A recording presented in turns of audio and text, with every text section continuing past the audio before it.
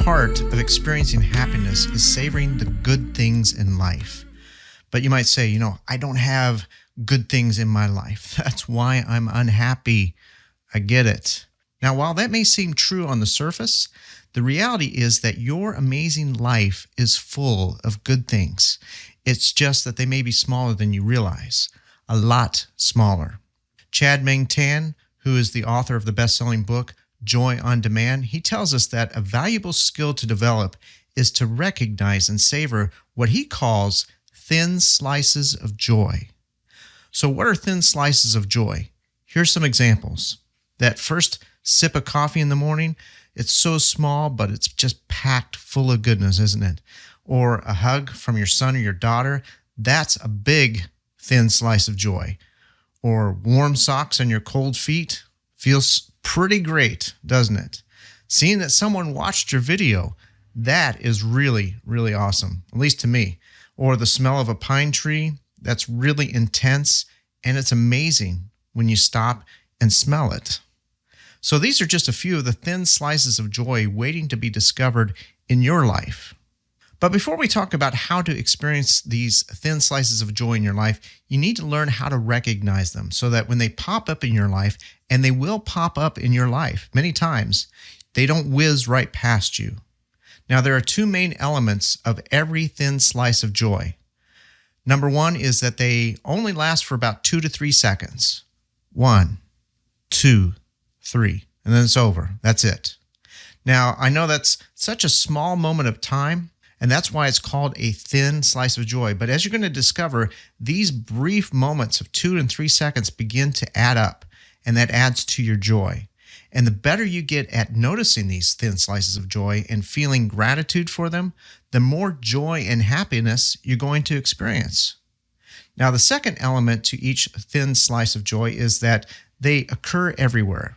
There could be dozens of them happening right now to you, and you may not even notice it. But once you start tuning into them and noticing these thin slices of joy, you're going to realize that they're always there. And joy and gratitude becomes something that you can count on no matter where you are or what you're doing. So let's talk about how to develop this amazing habit of finding joy in life.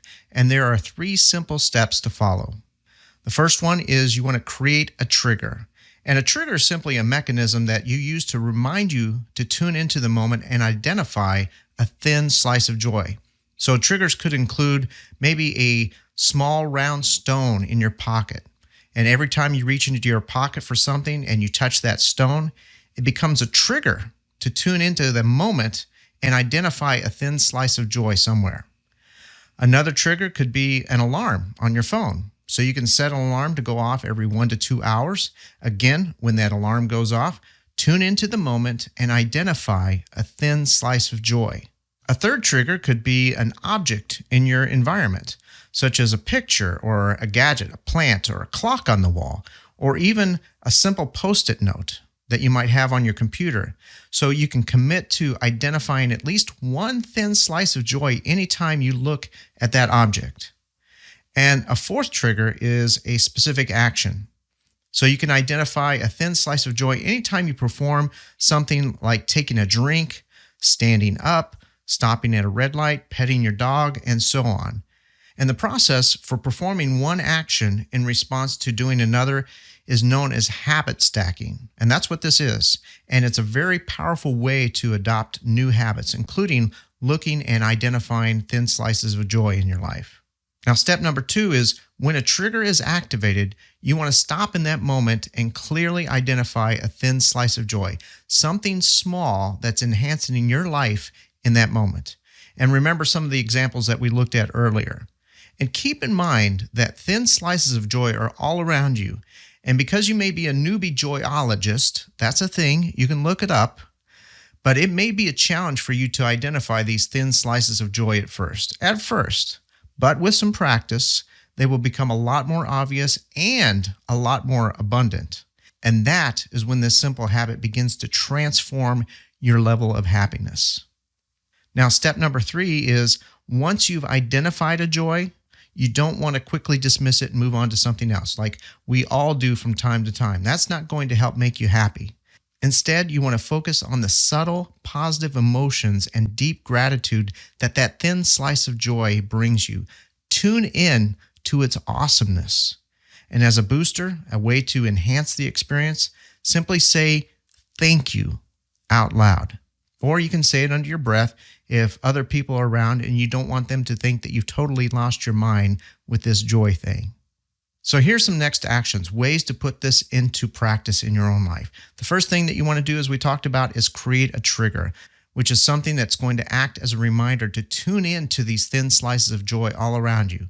This could be a stone, it could be an alarm on your phone, or an object in your environment. And next, what you want to do is do a practice run right now. Identify and savor one thin slice of joy in your current experience. And then get familiar with what they are and how they make you feel.